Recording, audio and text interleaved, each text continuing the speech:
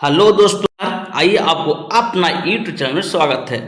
ये एनसीईआरटी का जो ज्योग्राफी का सीरीज चल रहा है, जिसमें क्लास 10 का फर्स्ट चैप्टर पार्ट 1 हो चुका। आज हम लोग पार्ट 2 की बात करने वाले हैं। वो है भारत का मृदा के बारे में बात करेंगे। देखते हैं हम लोग इस बार लाइन बाई लाइन। ठीक है, आइए।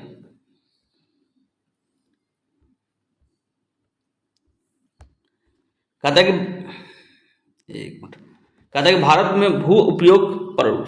आज हम लोग ये इसको बारे में अध्ययन करेंगे। कहता है कि भू उपयोग का निर्धारित करने वाले तत्वों का भौतिक कारक जैसे भू आकृति, जलवायु, मृदा के प्रकार और मानवीय कारक जैसे जनसंख्या घनत्व हो गया और प्रौद्योगिकी हो गया, क्षमता हो गया, संस्कृति और परंपरा क्या करते हैं, शामिल होता है। किसमें? भू उपयोग में। आइए, कहते हैं भारत का जो कुल भौगोलिक क्षेत्र है ना, वो 32.8 लाख वर्ग किलोमीटर है। अगर भारत का टोटल एरिया की बात करें तो कितना है? 32.8 लाख वर्ग किलोमीटर है। ठीक है, जिसमें कहता है कि 93% जो है ना, यानी 93% भाग को ही कहा करते हैं हम लोग, आंकड़ा उपलब्ध है। पूरे 32.8 भाग जो है ना लाख वर्ग किलोमीटर है, उसमें से 93% क्या है, उसका हम लोग पास आंकड़ा है, और 7% का क्या है, आंकड़ा उपलब्ध नहीं है। उसमें कहाँ कहाँ नहीं है वो देखते हैं। कहता है कि क्योंकि पूर्वोत्तर प्रांतों में असम को छोड़ दीजिए, असम को छोड़ करके अन्य प्रांतों क्या है, हमको उसकी जानकारियाँ प्राप्त नहीं है, उपलब्ध नहीं है। इसके अलावा जम्मू कश्मीर जो पीओके में चला गया है और चीन जो अधिकृत कर चुका है, वो सब क्या है, उसका भी हम लोग पास जानकारी नहीं है। ठीक है, तो समझ गए। हम लोग जो अध्ययन करेंगे वो 93% के बारे में अध्ययन करेंगे। 7% क्या करना है, निकाल देना है। आइए देखते हैं इसको हम लोग।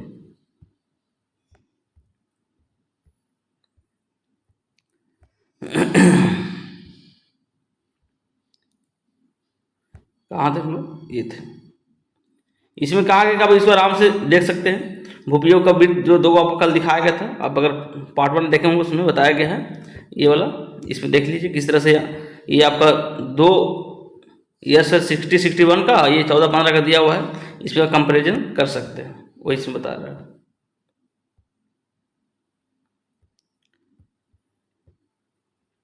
इसमें कह रहा है कि अस्थायी चरगाहों का अंतर्गत भी भूमि क्या हुआ है, कम हुई है। पशुधन की इतनी संख्या की इतनी चारा उपलब्ध कराने में कैसे समर्थ होंगे, इसके क्या परिणाम होंगे। वर्तमान प्रतिभूमि के अंतर्गत अन्य भारतीय भूमि अनुपजाऊ है और इन पर फसलें उगाने के लिए कृषि लागत बहुत ज़्यादा है। इस भूमि को 2 या 3 वर्षों के लिए क्या करते हैं, छोड़ देते हैं, जो भूमि उपयोग के योग नहीं है उसमें। और उसके बाद क्या करते हैं, उसको हम लोग फिर बाद में उसमें पैदावार के लिए उसमें फसल को उगाने का काम करते हैं। समझिए, इसे शुद्ध नोल कहते हैं। इसे शुद्ध बोए गए क्षेत्र में शामिल कर भी लिया जाता है तो भी भारत में कुल कितना बोया क्षेत्र हो जाएगा, 54% हो जाएगा। तो हम लोग क्या कर सकते हैं, खेती कर सकते हैं। अगर इसको उपयोग कर ले, किसको, इसको अगर शामिल कर ले, जो 2 या 3 साल के बीच में अगर होता है ना, 1 या 2 साल के बीच में जो खेती करते हैं हम लोग, जिस खेत को, भूमि को अगर उसको भी शामिल कर लें, तो हम लोग क्या देख रहे हैं कि 54% पे हम लोग क्या कर रहे हैं, कृषि करते हैं। ठीक है, इसी से हम आगे हम लोग क्या करेंगे, एक मृदा के बारे में भी अध्ययन करेंगे। ठीक है, कहते शुद्ध बोए गए क्षेत्रों का प्रतिशत भी विभिन्न राज्यों में भिन्न भिन्न है। जैसे पंजाब, हरियाणा 80% क्या करता है, भूमि खेती होता है। परंतु अरुणाचल प्रदेश, मणिपुर हो गया, अंडमान निकोबार देशों में इसमें क्या है, 10% भी कम होता है। सोचिए, हर एक जगह भूमि का उपयोग अलग अलग है। मान लीजिए अगर पंजाब हरियाणा में जाइएगा तो 80% अधिक क्या होता है, वहाँ खेती होता है। तो फॉरेस्ट कितना हो सकता है, आप खुद ही सोच लीजिए। 20% मान लीजिए फॉरेस्ट भी नहीं बोल सकते, उसमें भी क्या है, उसमें भी चरगाह है, उसमें भी क्या है, कंपनियां है, फैक्ट्री है, उसमें भी क्या है, घर है। तो सोचिए कितना परसेंट पर क्या होगा, फॉरेस्ट हो सकता है, वन होगा। ठीक है, और जहाँ खेती कम होता है वहाँ क्या, फॉरेस्ट ज़्यादा होगा। कहते इन राज्यों में शुद्ध बोए गए क्षेत्रों का कम अनुपात के लिए उत्तरदायी कारणों की याद कीजिए। इसमें जाइए और पता कीजिए 2 राज्य में जो ही बात कर रहे हैं इसमें कारण क्या है। ठीक है, आइए। कहते हैं हमारे देश में राष्ट्रीय वन नीति द्वारा निर्धारित वनों का अंतर्गत 33% क्या होता है, 33% भौगोलिक क्षेत्र में क्या होना चाहिए, वन होना चाहिए। ये कारण ये राष्ट्रीय वन नीति 1952 के द्वारा निर्धारित किया गया है। ठीक है, जिसकी तुलना वन अंतर्गत क्षेत्र काफी क्या है, कम है। वन नीति द्वारा निर्धारित यह सीमा पारिस्थितिकी संतुलन बनाए रखने के लिए आवश्यक है। अगर कम से कम तो वो 33% क्या होना चाहिए, आपको तो वन होना ही चाहिए, क्योंकि अगर संतुलन बनाए रखना है, इकोसिस्टम अगर बनाए रखना है, तो वन क्षेत्रों के आस पास रहने वाले लाखों लोगों की क्या आजीविका का इस पर निर्भर है। जो वन क्षेत्र में रहते हैं, जैसे झारखंड में क्या है, ट्राइबल एरिया है, वहाँ वन होना बहुत जरूरी है, क्योंकि क्या उस वन से बहुत मिलता है। ठीक है, ये क्या है, लोग निर्भर करते हैं। भूउपयोग का एक बड़ा भाग बंजर भूमि और दूसरा क्या है, गैर कृषि परियोजनाओं में लगाई गई भूमि कहलाता है। कहता है भूउपयोग का एक भाग क्या है, बंजर भूमि, इसमें क्या है, खेती होता नहीं। दूसरा क्या है, गैर कृषि। गैर कृषि में क्या हो गया, इस फैक्ट्री लगाया गया, घर मकान बनाया जाता है, ये सब क्या है, गैर कृषि हो गया, भूमि कहलाता है। बंजर भूमि पहाड़ी हो, चट्टानों, सूखी और मरुस्थलीय भूमि शामिल है। बंजर भूमि कौन कौन हो सकता है, चट्टानी, पहाड़ी चट्टान जो होता है, बड़ा पहाड़ हो गया, सूखी जहाँ पर कुछ नहीं होता है, मरुस्थलीय जहाँ पर क्या है, सिर्फ मरुस्थल मतलब सैंड ही सैंड है, ये सब क्या है, बंजर भूमि है। गैर कृषि में देख लेते हैं क्या क्या होता है। इसमें क्या होता है, देखिए बस्ती, सड़कें, रेल लाइन, उद्योग, ये सब क्या है, गैर कृषि हो गया। लंबे समय तक लगातार भूमि संरक्षण और प्रबंधन की अवहेलना करने पर लगातार क्या होता है, भूमि को ह्रास होता है। ठीक है, और संसाधन क्या होता है, भू संसाधन इसका निम्नीकरण हो रहा है। मतलब क्या करें, आप उसको संरक्षण अगर नहीं दीजिएगा किसी भी भूमि को, तो क्या होगा, वो निम्नीकरण होगा। इसके कारण क्या है, समाज और पर्यावरण में गंभीर आपदा आ सकती है। ठीक है, बी अलर्ट। यहाँ दिया गया है भूमि निम्नीकरण और संरक्षण का उपाय, कि निम्नीकरण कैसे होता है और उसको कैसे संरक्षण करना है, किसको, भूमि को, मृदा को। भूमि का ऐसा संसाधन है जिसका उपयोग हमारे पूर्वज करते आए हैं और भावी पीढ़ी भी इसका उपयोग करेंगे। ठीक है, हम भोजन के लिए मकान, कपड़े, अपनी मूल आवश्यकताओं क्या है, 95% जो है परसेंट है, माने 95% भाग भूमि पे क्या करते हैं, प्राप्त करते हैं। किससे प्राप्त करते हैं हम लोग, भूमि से प्राप्त करते हैं। मतलब मानव क्रियाकलाप जो होता है कारण न केवल भूमि का ही निम्नीकरण हो रहा है, बल्कि भूमि को नुकसान पहुंचाने का और प्रकृति ताकत भी बल दिया। कहने मतलब क्या कर रहा है कि जो 95% भूमि क्या करते हैं, प्राप्त करते हैं, और कहता है कि जो मानव का क्रियाकलाप से ही भूमि खराब नहीं हो रहा है, जहाँ तक प्रकृति भी हाथ दे रहा है इसको खराब करने में, किसको, मृदा को। जैसे में बाढ़ आ गया, जैसे भूस्खलन हो गया, ठीक है, ये सब क्या है, प्रकृति तो बर्बाद कर रहा है, मानव तो कर ही रहा है। उसको तो पूरा भाई ऊपर से एग्रीमेंट लेके आता ही है कि हमको तो भूमि को बर्बाद करना ही करना है। ठीक है, इस समय भारत में लगभग 13 करोड़ भूमि क्या है, 13 करोड़ हेक्टेयर भूमि क्या है, निम्नीकरण हो चुका है। सोचिए 13 करोड़ हेक्टेयर भूमि क्या हो गया, कोई काम का नहीं, निम्नीकरण हो चुका है। इसमें लगभग 28% भूमि निम्नीकरण वनों के अंतर्गत है। ठीक है, 13 करोड़ में 56% भूमि जल से क्या है, अपहरित हो चुका है। शेष क्या है, लवणीय है और क्षारीय हो चुका है। और कुछ मानव क्रियाओं जैसे वन कर दिया, पशु ज़्यादा चराने से हो गया, खनन कर रहा है, इससे भी क्या है, भूमि निम्नीकरण का मुख्य भूमिका निभा रहा है। ठीक, खनन के उपरांत खदानों वाले स्थानों को गहरी खाइयों और मलबे के साथ खुला छोड़ दिया जाता है। कि जब खनन कर दिया जाता है क्या करता है, उसको ढक देना चाहिए। उसे क्या करते हैं लोग, खाई छोड़ देते हैं, मलबे के साथ क्या खुला छोड़ देते हैं। और खनन के कारण क्या है, जैसे झारखंड देखिए, खनन के कारण कौन कौन प्रभावित होता है वो देख लीजिए। खनन में होता है झारखंड, छत्तीसगढ़, मध्य प्रदेश और उड़ीसा, क्योंकि यहाँ क्या है, ज़्यादा खनन होता है। ठीक है, राज्यों में वन उन्मूलन के निम्नीकरण से अब देख लीजिए, राज्यों में वन उन्मूलन के निम्नीकरण का कारण बना है, जिसमें क्या है, गुजरात, राजस्थान, मध्य प्रदेश और महाराष्ट्र। ये सब जो 1, 2, 3 और 4, ये 4 ऐसे स्टेट हैं जिसमें क्या है, अति पशुचरण। अगर पूछ दे कि सबसे ज़्यादा पशुचरण कारण कौन 4 राज्य है जिसमें भूमि का निम्नीकरण हुआ है, तो गुजरात, राजस्थान, मध्य प्रदेश और महाराष्ट्र। ठीक है, आगे देखते हैं, जैसे पंजाब है, हरियाणा है और पश्चिम उत्तर प्रदेश है। ये से क्या, अधिक सिंचाई कारण क्या हुआ, पंजाब, हरियाणा और पश्चिमी उत्तर प्रदेश, ये अधिक सिंचाई कारण क्या हुआ, भूमि निम्नीकरण हो चुका है, अनुपजाऊ हो चुका है। ठीक है, ये अच्छा पॉइंट था यहाँ पर, इसको थोड़ा सा माइंड में रखना बहुत जरूरी है। खास कर जो बीपीएससी तैयारी को एग्जाम देने जा रहे हैं ना, उनको खास कर ज़्यादा ध्यान देना, क्योंकि क्वेश्चन हूबहू यहाँ से उठाता है। अति सिंचन को उत्पन्न जल आक्रांता भी निम्नीकरण क्या है, एक मुख्य उत्तरदायी है। कहता है अगर ज़्यादा सिंचाई कर दीजिएगा ना तो भी क्या है, जल निम्नीकरण हो जाता है। इस मृदा में क्या है, लवणीयता और क्षारीयता क्या होता है, बढ़ जाता है। लवणीयता और क्षारीयता भी बढ़ जाता है, यानी लवण भी ज़्यादा हो जाता है और क्षारीय हो जाता है अधिक सिंचाई से। समझ गए। खनिज प्रक्रियाएं जैसे सीमेंट उद्योग में चूना पत्थर का पीसना, मृदा बर्तन में चूने पाउडर जो खड़िया का उपयोग करते हैं, सेल खड़ी के प्रयोग से क्या होता है, अधिक मात्रा में वायुमंडल धूल उड़ता है। ठीक है, जिसके कारण क्या होता है, वो पृथ्वी पर आती है और पृथ्वी पर जो जल सोखने का जो होल होता है, छिद्र होता है, उसमें क्या करता है, अवरुद्ध कर देता है, बंद कर देता है, जिससे क्या होता है, उस अंदर पानी जाता नहीं है, तो क्या होगा, धीरे बंजर हो जाता है। कहते हैं पिछले कुछ वर्षों से देश के विभिन्न भागों में औद्योगिक जल निकास के बाहर आने का अपशिष्ट पदार्थों की भूमि और जल प्रदूषण का मुख्य स्रोत है। कहता है कुछ वर्षों से हम लोग देखे हैं कि जब औद्योगिक जल जो निकास करता है ना, वो डायरेक्ट क्या करता है, पानी में छोड़ देता है, जिससे क्या होता है, भूमि तो होता ही होता है और जल भी प्रदूषण होता है।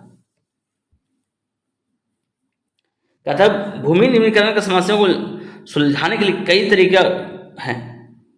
जैसे आप वन रोपण कर दीजिए, चरगाह का उचित प्रबंधन कीजिए, ठीक है, पेड़ों को रक्षक मेखला में लगाइए, शेल्टर बेल्ट का प्रयोग कीजिए, पश्चरण नियंत्रण कीजिए, रेतीले टीलों को कांटेदार झाड़ियों लगाकर उसको स्थिर बनाइए, आगे तक ना बढ़े वो।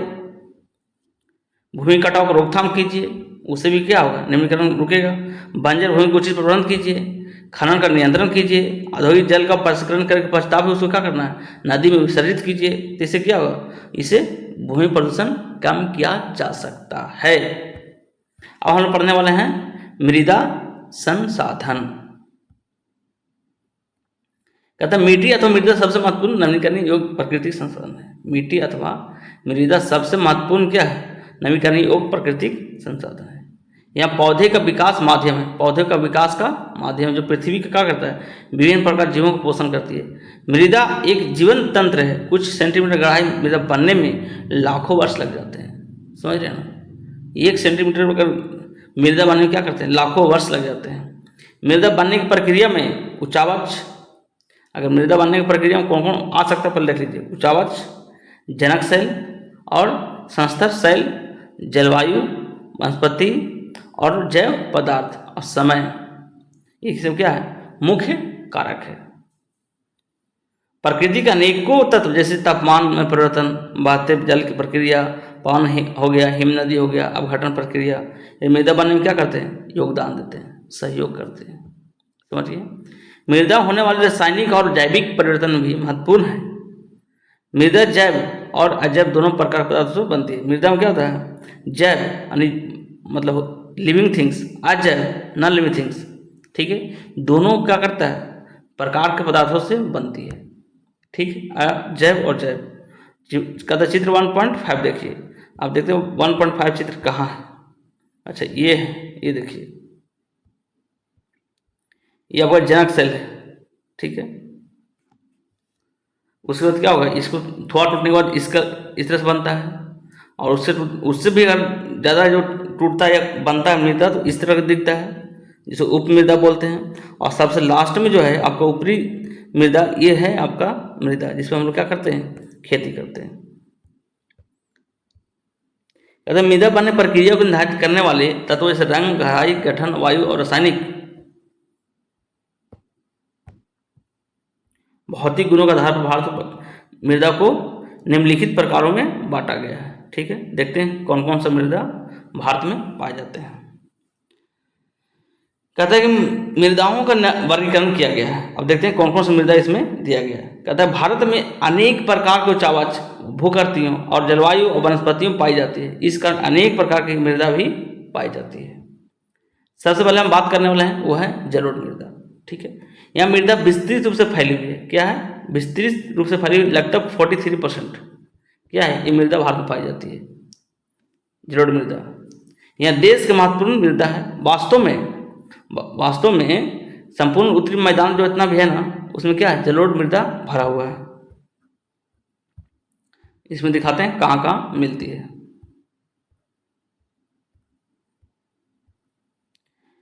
यह मृदा हिमालय के 3 महत्वपूर्ण नदी तंत्रों से आपको मिल जाएगा।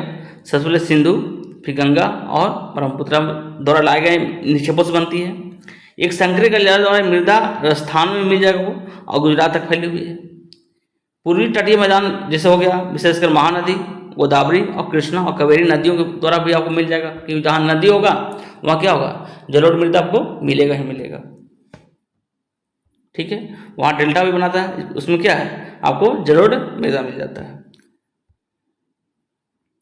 कहता है कि जलोढ़ मृदा में रेत, सिल्ट और मृतिका और विभिन्न प्रकार अनुपात में पाए जाते हैं। कहते हैं जलोढ़ मृदा क्या क्या पाया जाता है, आप देख सकते हैं।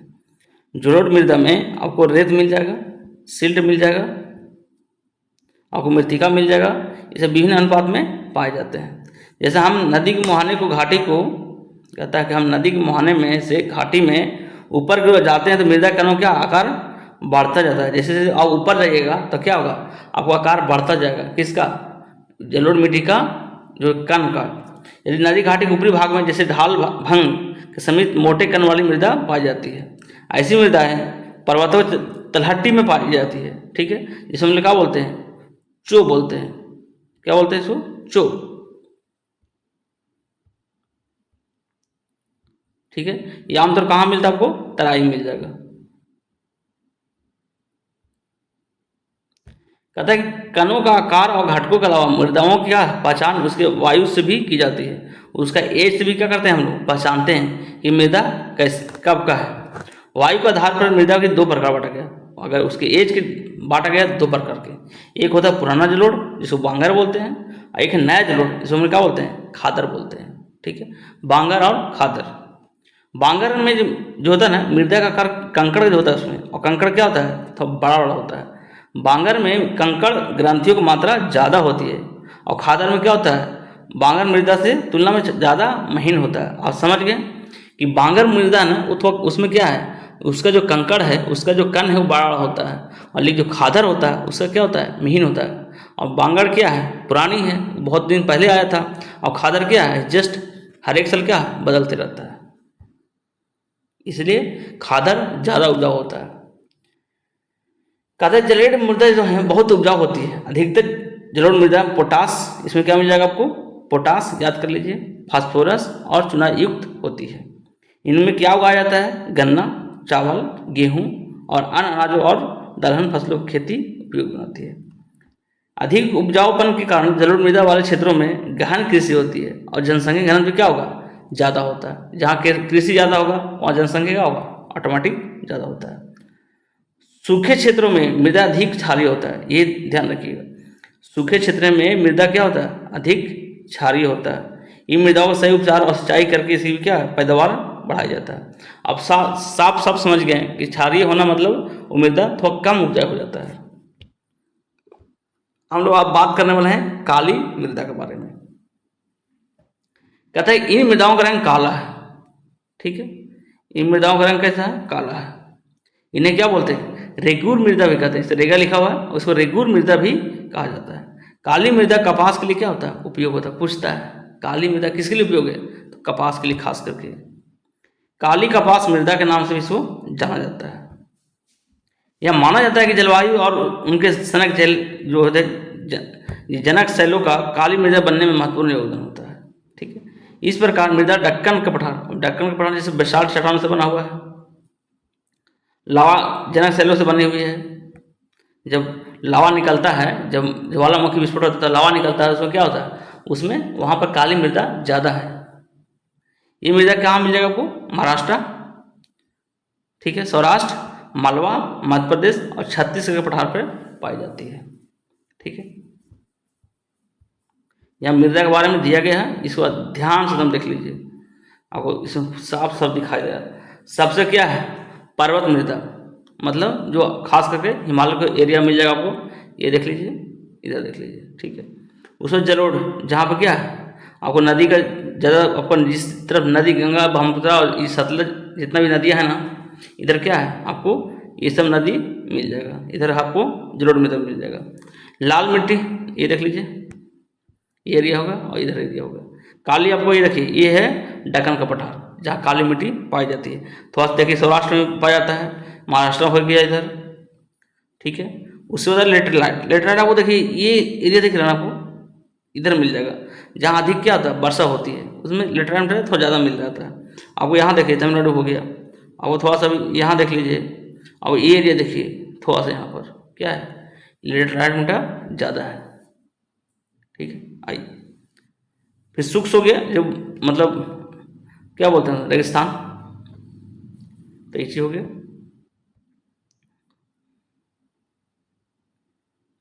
अभी हम लोग काली मृदा के बारे में बात कर रहे थे, वो देख लेते हैं। ये देखिए काली मृदा कैसे सूखने के बाद क्या इसमें गैप आ जाता है। कहते दक्षिण पूर्वी दिशा में गोदावरी और कृष्णा नदियों का तटीय तक क्या है, फैला हुआ। कहाँ, दक्षिण पूर्वी दिशा में गोदावरी से कृष्णा नदियों तक क्या हुआ है, ये फैला हुआ। कौन, काली मृदा। काली मृदा बहुत महीन कणों अर्थात मृतिका से बनी है, महीन कण और मृतिका से बना हुआ है। इसमें नमी धारण का होता है, क्षमता अधिक होता है। इसके अलावा ये मृदा क्या है, इसमें देखिए क्या है, कैल्शियम कार्बोनेट मिल जाएगा आपको, मैग्नीशियम मिल जाएगा, पोटास मिल जाएगा और चूना मिल जाएगा। इसमें देखिए इसमें फास्फोरस नहीं मिलता है, यह ध्यान रखिएगा। इसमें फास्फोरस की मात्रा क्या है, कम है। जलोढ़ मृदा में क्या है, फास्फोरस ज़्यादा था, फास्फोरस ज़्यादा था। इसमें क्या है, फास्फोरस की मात्रा कम है, ये ध्यान रखिएगा। गर्म और शुष्क मौसम इन मृदाओं को गहरी दरार पड़ जाती है। ठीक है, इसमें क्या अच्छी तरह से वायु मिश्रण हो जाता है। और गीले होने में क्या होता है, ये चिपचिपा हो जाएगा। अगर बरसात हो गया ना तो इसमें आप चल नहीं पाइएगा, इतना हालत खराब कर देगा। और इन जोतना क्या होता है, इसको जोतना भी मुश्किल हो जाता है। इसलिए इसकी जुताई मानसून आरंभ होने की पहली बछौर से ही किया जाता है। भाई मानसून आने से पहले क्या करना है, इसको लैंड को जोत दो, बाद में जोत नहीं पाओगे।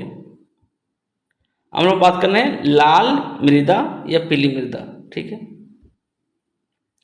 लाल मृदा दक्कन के पठार के पूरब और दक्षिणी हिस्सों में रेवेदार आग्नेय चट्टानों से कम वर्षा वाले भाग में क्या होता है, विकसित हुई है।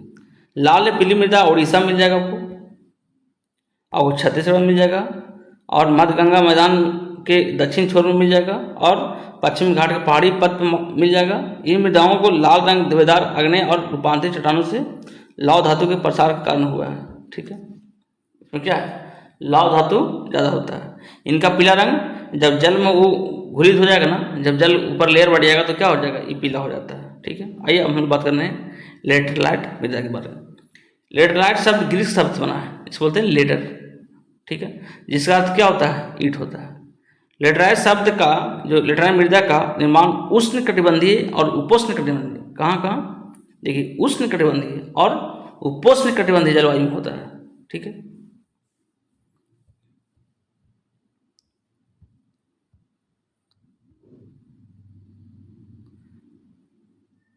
हम लोग क्या पढ़ रहे थे, आर्द्र क्षेत्र और सूक्ष्म ऋतुओं एक बाद एक आने के कारण होता है। यहाँ पर क्या होता है, अधिक वर्षा के कारण क्या होता है, लेटराइट मृदा का निर्माण होता है। इसमें क्या बोलते हैं, जब अधिक वर्षा के कारण निक्षालन हो जाता है, इसको बोलते हैं लीचिंग का परिणाम होता है। क्या, लीचिंग, कभी लीचिंग देता है, कभी निक्षालन देता है। याद रखिए, दोनों शब्द को याद रखिएगा। लेटराइट मृदा अधिकतर गहरी और अम्लीय होता है। देखिए ये पूछता है कि लेटराइट मृदा कैसा होता है, अम्लीय होता है कि क्षारीय होता है। तो क्या होता है, अम्लीय होता है। क्या होता है, ये अम्लीय होता है। इसमें समानतः पौधे का जो पोषक तत्व क्या होता है, कमी होता है।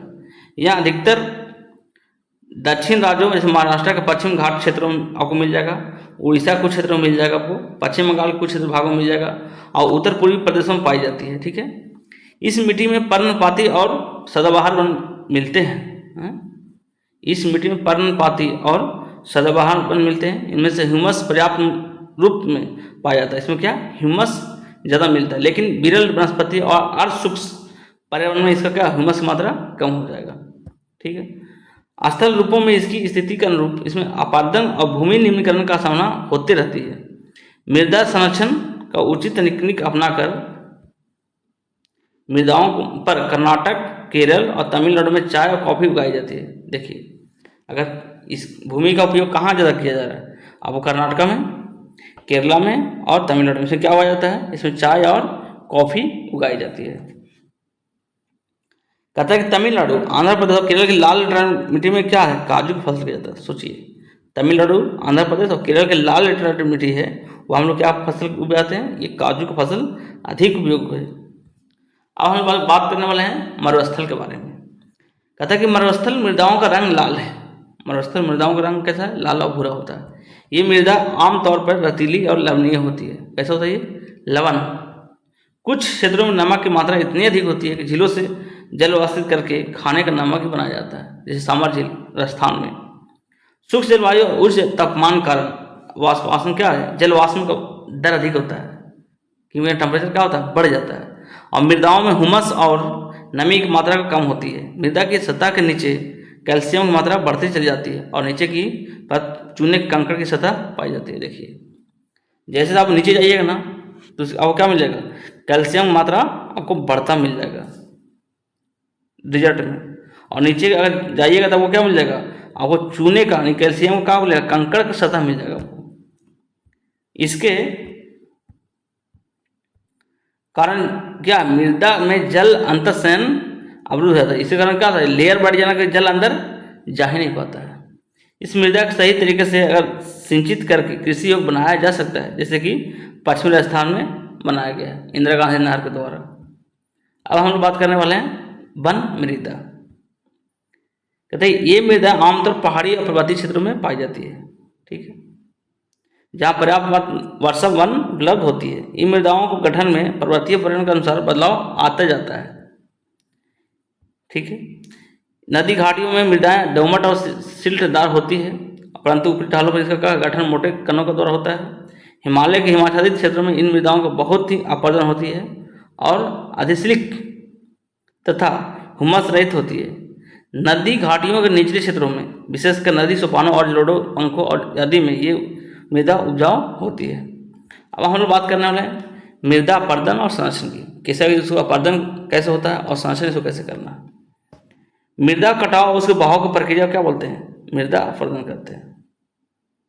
जब मृदा कटाव होगा और उसका बहाव होगा तो क्या बोलेंगे, उसको मृदा अपर्दन करते हैं। मृदा बनने या अपर्दन की क्रिया आमतौर पर साथ साथ चलती है, दोनों में से संतुलन होता है, परंतु मानवीय क्रियाओं जैसे वन उन्मूलन हो गया, अति पशुचरण हो गया, निर्वाण हो गया, खनन हो गया, इसे क्या है कई बार संतुलन क्या होता है, भंग पहुंच जाता है, बोलते हैं रंग में भंग डालना, ठीक है। प्रकृति तत्व जैसे पवन हो गया, हिम नदी है, जल मृदा प्रदान करते हैं। बहता जल मृत युक्त मृदाओं को काटते हुए गहरी वाहिकाएं बनाते हैं, जिसे अब निकलकाएं कहते हैं। देखिए कहने मतलब क्या है कि जैसे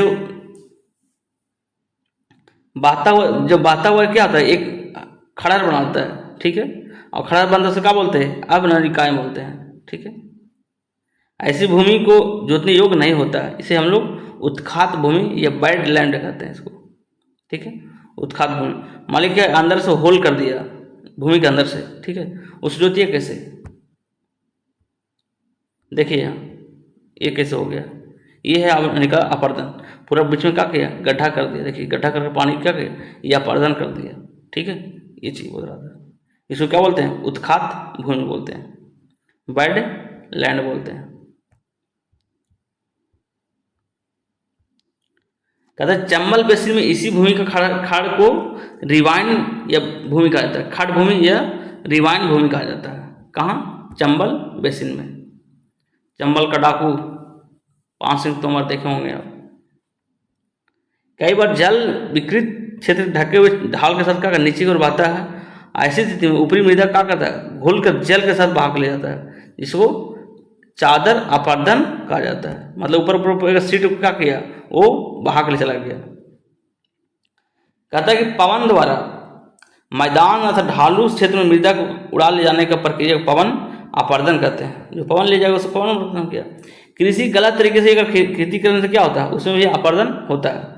अगर सही ढंग से जोताई नहीं कीजिएगा तो भी कृषि का अपर्दन हो ही जाता है। गलत ढंग से हल चलाने का कारण भी हो जाता है। उसको ढाल पर ध्यान रख के क्या करना है, उसको हल चलाना है। अगर ढाल ऐसे ऐसे है तो कृषि क्या करना है, ऐसे ऐसे कीजिए, ठीक है। तो उससे क्या होगा, आपका जो ढाल का समुच हो जाएगा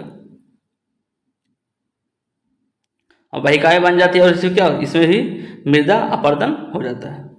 कहते हैं ढाल कृषि में समोच्च रेखाओं के समांतर हल चलाने का ढाल का शब्द क्या होता है, बहाव गति को रोकता है। जैसे बताया ना उस तरह से, इसे समोच्च जुताई बोलते हैं, ठीक है। मान लीजिए इधर से अगर ढाल है ऐसे से, तो क्या करना है, हल ऐसे से चलाना है, जिससे क्या होगा, उसको अपर्दन कम से कम होगा।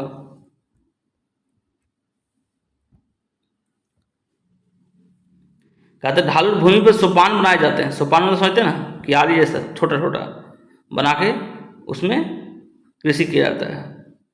पश्चिमी और मध्य हिमालय में सोपान अथवा सीढ़ीदार कृषि के काफ़ी विकसित है। बड़े खेतों को पट्टियों को बांटा जाता है और फसलों के बीच में घास की पट्टियाँ लगाई जाती है।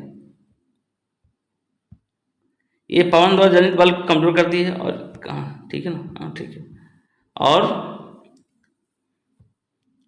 इस तरीके की पट्टी को कृषि कहते हैं, स्ट्रिप फार्मिंग कहते हैं।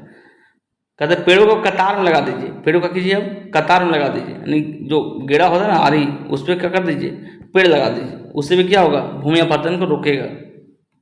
ठीक है, उसको क्या बोलते हैं, शेल्टर बेल्ट का प्रयोग कीजिए। और पवन गति क्या करता है, कम करता है, जिससे क्या है, भूमि का अपरदन भी रोकता है।